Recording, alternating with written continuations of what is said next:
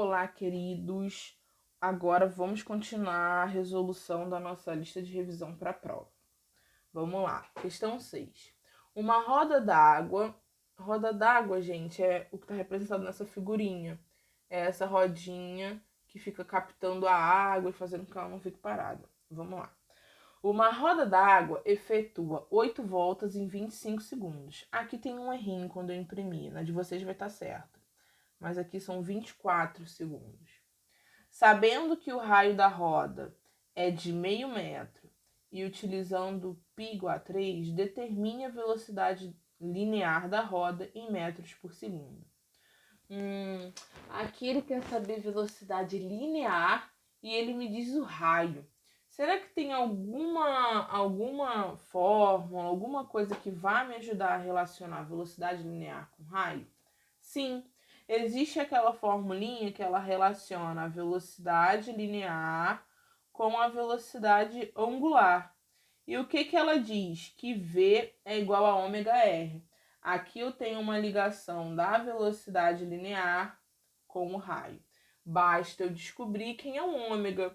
O ômega é a velocidade angular, que é deslocamento angular dividido pelo tempo. Só que aqui a gente pode usar aquele nosso esqueminha.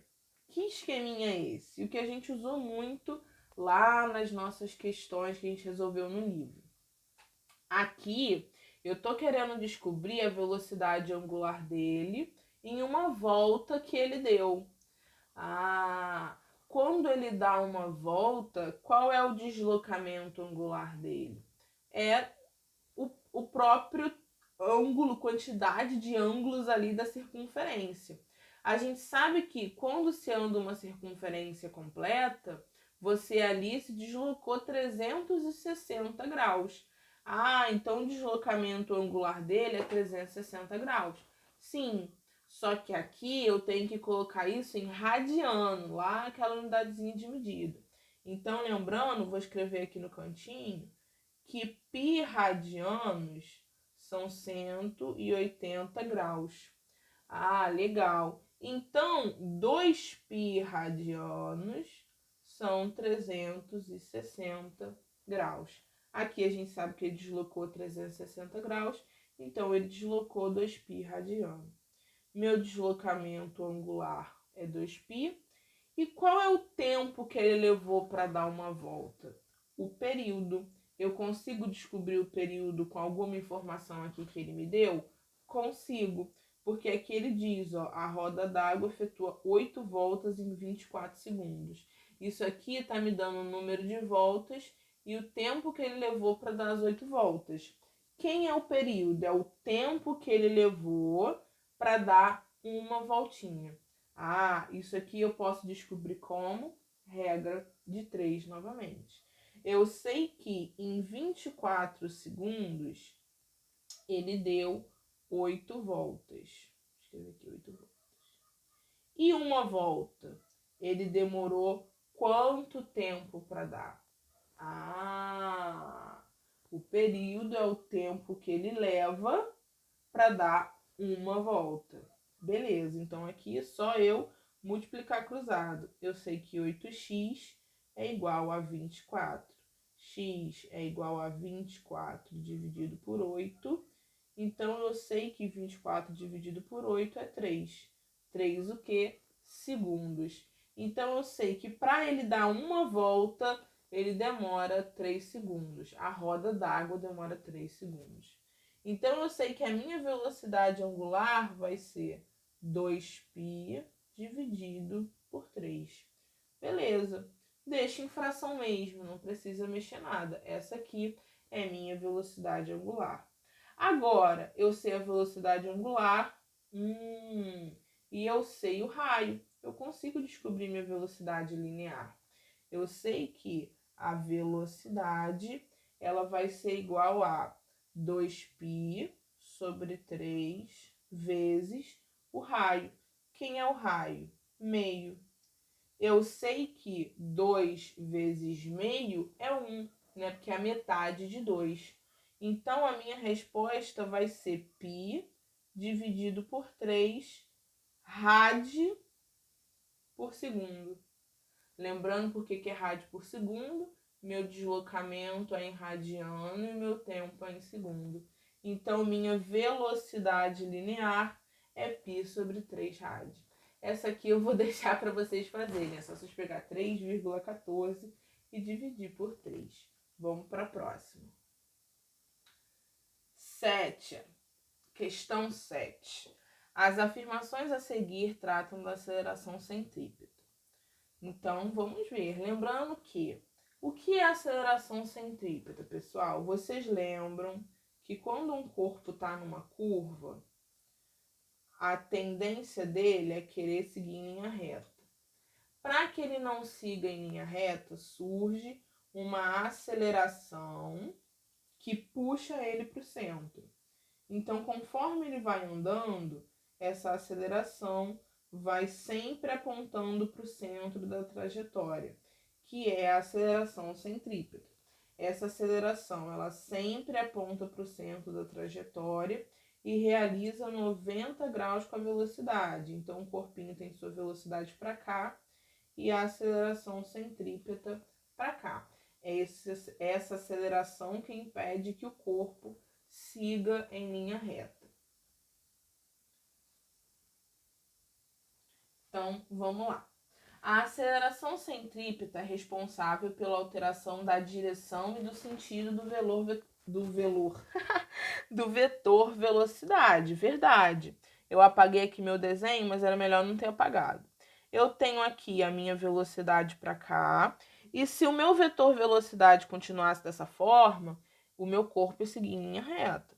Então, o que a aceleração centrípeta faz? Ela altera a direção e o sentido da velocidade, ó. A velocidade estava para cá e agora está para cá conforme ele vai fazendo a curva ou aqui andando nesse pedaço da circunferência. A aceleração centrípeta, ela não altera o valor da velocidade. Ela só altera a direção e o sentido, ou seja, ela não altera o módulo da velocidade. Ela só altera a direção e sentido. Então, essa questão aqui primeira está correta. A aceleração centrípeta é responsável pela alteração da direção e do sentido do vetor velocidade. Verdade. 2. A aceleração centrípeta pode ser definida pelo produto do quadrado da velocidade angular pelo raio da trajetória. Verdade. A aceleração centrípeta ela é calculada de duas formas. A velocidade linear ao quadrado dividido por r ou a velocidade angular ao quadrado vezes r. Então, eu tenho essas duas formas de calcular esse valor da aceleração centrípeta. Então, isso aqui, verdadeiro. 3. O vetor aceleração centrípeta possui a mesma direção e sentido do vetor velocidade. Falso. Eu falei com vocês aqui na primeira afirmação que a aceleração centrípeta, ela sempre é perpendicular ao vetor velocidade, ou seja, traduzindo, ela sempre está realizando 90 graus com o vetor velocidade, porque ela está sempre apontando para o centro da trajetória. Então, essa afirmação é falsa. A opção correta é a que diz que 1 e 2 estão corretas, que é a letra B. Vamos para a próxima. Número 8. Determine a velocidade angular de uma partícula que desenvolve um movimento circular uniforme em uma trajetória de raio igual a meio metro e com velocidade escalar constante de 2 metros por segundo. Pô, aqui ele me pede minha velocidade angular, ele me dá a minha velocidade linear ou velocidade escalar e o raio. O que eu posso fazer? Novamente, usar essa relaçãozinha V igual a ômega R. Então, aqui no número 8, eu sei que V é igual a ômega R. Quem é V? 2 metros por segundo. Quem é ômega? Vou botar aqui meio. Ômega é quem eu quero descobrir. E quem é o raio? Meio. Ah, maneiro. Esse meio está dividindo, está multiplicando, eu vou passar para lá dividindo. Então, eu sei que ômega é igual a 2 dividido por meio. Isso aqui, pessoal, é 4. 4 o quê? Lembra que a unidade de medida é o quê? Da velocidade angular? Radianos por segundo. Então, isso aqui, o correto vai ser, então, a letra C de casa. Vamos aqui agora para a questãozinha 9. A questão 9, ela nos diz o seguinte: o movimento na vertical é composto por duas partes, queda livre e lançamento vertical. Isso aqui, pessoal, movimento vertical, vocês já estão cansados de saber, hein? Vamos lá. Ambos são considerados uniformemente variados, pois estão sujeitos à aceleração da gravidade, que é aproximadamente 10 metros por segundo ao quadrado. Sobre esses movimentos, classifique as afirmações a seguir em verdadeiro ou falso. Show! A. Um corpo, ao ser lançado verticalmente para cima, atingindo a altura máxima, terá velocidade igual a zero. Verdade. Lembra que eu falei com vocês? Ó, vou desenhar aqui embaixo. Eu tenho um corpinho que ele foi lançado para cima. Ele subiu. Quando ele chegar aqui em cima, na altura máxima dele, ele vai ter velocidade igual a zero. Porque aí, quando ele atinge a velocidade igual a zero, que ele começa a descer. Se a velocidade dele nunca chegar em zero, ele nunca desce. Em algum momento tem que chegar a zero. E que momento é esse? Quando ele atinge a sua altura máxima, para que assim a aceleração da gravidade que vai estar agindo nele na vertical e para baixo, começa a fazer com que ele acelere para baixo. Ele chegou a zero, eu tenho uma aceleração agindo nele para baixo, então ele começa a descer novamente. Então aqui a letra A é verdade. Lá na altura máxima, a velocidade é igual a zero, mas a aceleração não é igual a zero. A todo momento, a aceleração da gravidade está agindo sobre esse corpo. Letra B. Na altura máxima alcançado pelo corpo, o módulo da sua aceleração é igual a zero. Falso, eu acabei de falar isso aqui. A todo momento, a aceleração da gravidade está agindo sobre o corpo. C.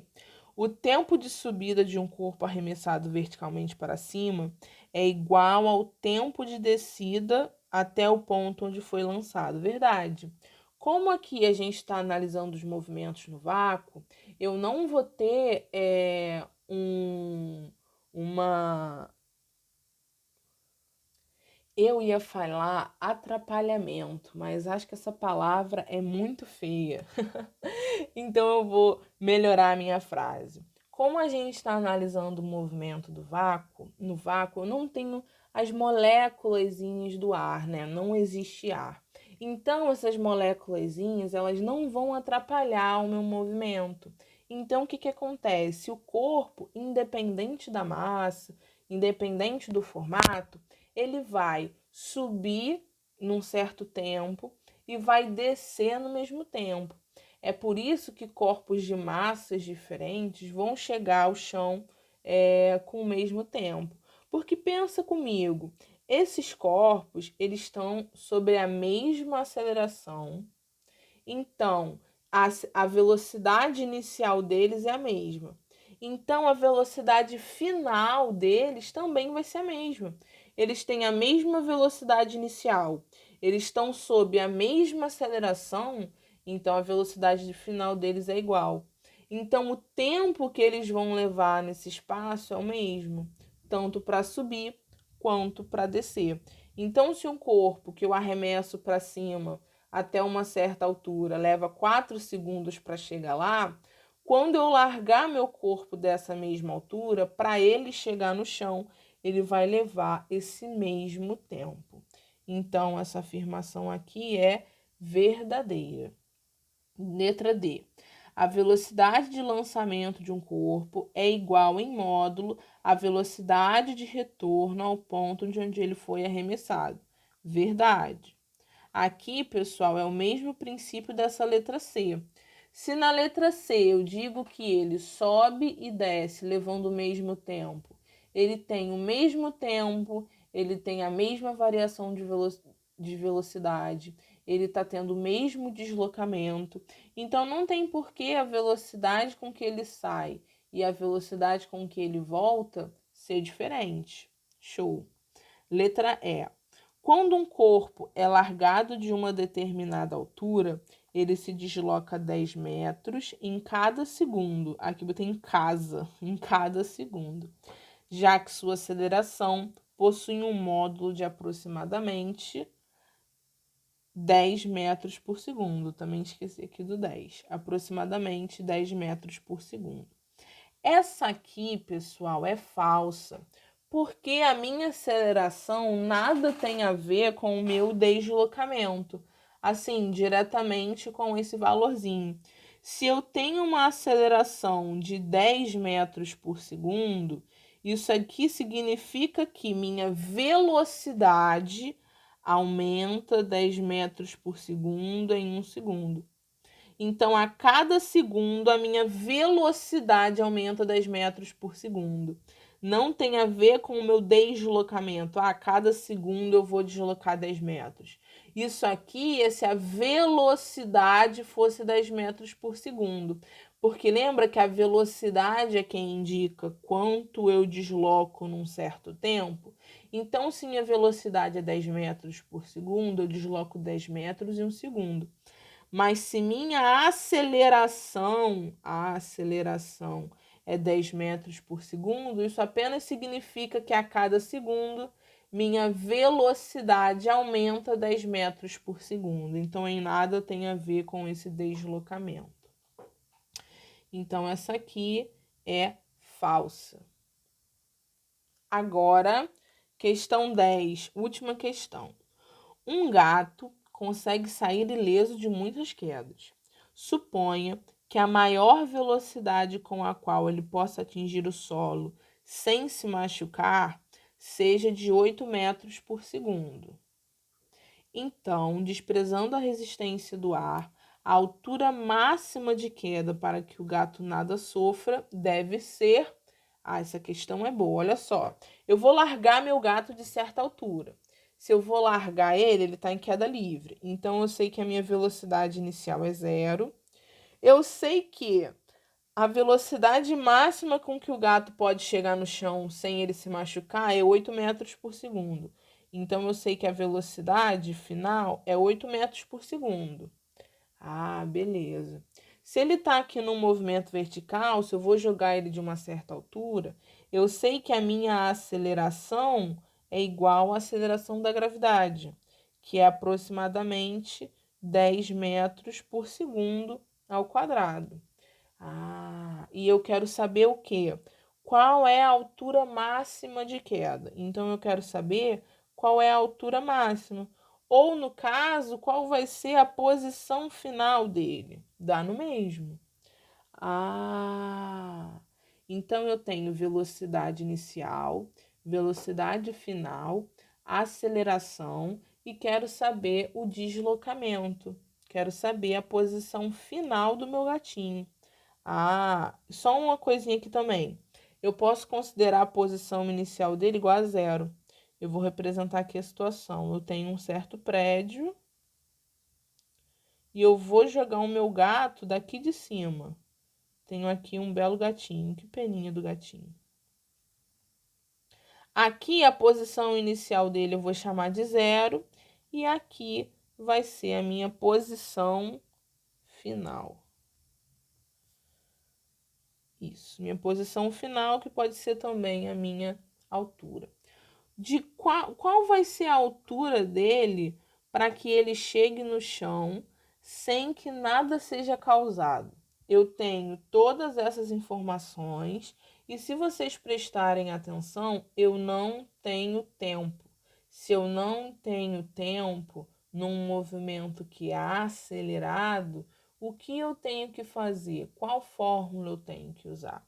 Eu tenho que usar aquela equaçãozinha de Torricelli, que eu sei que v ao quadrado é v0 ao quadrado mais 2 vezes a aceleração vezes a variação do meu deslocamento. Eu sei que a minha velocidade inicial ela é 0. Eu sei que a minha velocidade final ela é 8. Então, aqui eu vou ficar com 8 ao quadrado. Eu sei que 2 é uma constante, então vou ficar aqui. E que a minha aceleração é a aceleração da gravidade. Então, é 10. E que o meu deslocamento, Deixa eu botar aqui no cantinho. Deslocamento, ele é posição final menos posição inicial, não é? Eu sei que a minha posição inicial é 0, então isso aqui é minha posição final ou altura, tanto faz como eu quiser chamar. Eu vou continuar chamando de S. É o que eu quero descobrir. Ah, beleza. Eu sei que 8 ao quadrado é 64, 2 vezes 10 é 20, S. Então, eu sei que o meu S vai ser, esse 20 está multiplicando, passa para lá dividindo, vai ser 64 dividido por 20. Isso aqui é 3,2 metros. Então, de qual altura máxima esse gato pode cair para chegar no chão com 8 metros por segundo ao quadrado, que é a velocidade que ele ainda não se machuca? Ele pode cair de uma altura de até 3,2 metros. Então é isso, pessoal. Acho que essa parte de movimento vertical está um pouco mais fundamentado, porque vocês já viram para outra prova. Aqui, para resolver as questões que você tem que achar algum valor com questão do movimento vertical, lembra sempre que é só a gente usar as equaçõezinhas lá do movimento uniformemente variado, V igual a V0 mais AT, S igual a S0 mais V0T mais meio AT quadrado, a equação de Torricelli, todas elas se encaixam aqui. É só a gente conseguir analisar quais dados a gente tem e qual vai ser melhor para a nossa situação. Essa aqui eu não tinha o tempo que o gato ficava caindo. Então, eu não pude usar V igual a V0 mais AT e nem a S igual a S0 mais V0T mais meio AT ao quadrado. Se eu não tenho tempo, eu não consigo usar nenhuma dessas duas. Mas se você tivesse o tempo, pode ser que alguma das outras duas fosse se encaixar melhor no nosso problema, ok? Qualquer dúvida, venham a mim, me manda mensagem. E é isso, pessoal. Estudem com carinho e beijinhos.